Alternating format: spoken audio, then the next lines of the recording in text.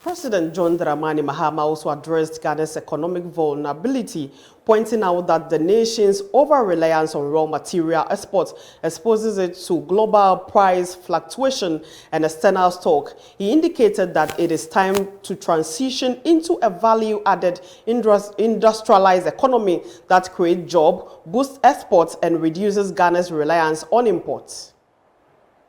We must undertake a fundamental transformation of our economic structure.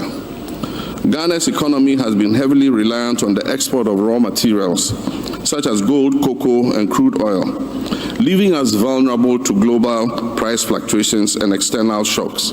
We must end this dependence.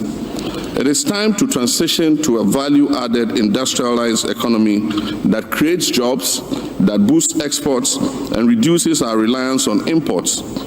Manufacturing and agro-processing must be expanded to ensure that we derive maximum value from our natural resources. Just recently, I think yesterday, a former Chief Justice of this country asked for a review of agreements governing our extractive industry.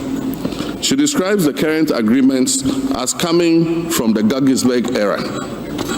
I agree with her.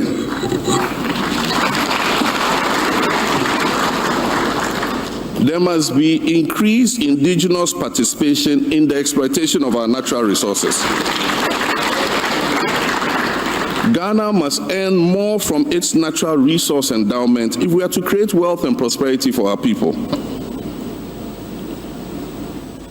My fellow citizens, agriculture is a vital sector of our economy that must be modernized through mechanization, improved irrigation, and the adoption of technology-driven innovations to enhance productivity and ensure food security. We must also harness the power of technology to bridge the digital divide, ensuring that every Ghanaian, no matter their location or background, has access to the opportunities that the digital economy provides. High-speed internet and robust digital infrastructure are no longer luxuries.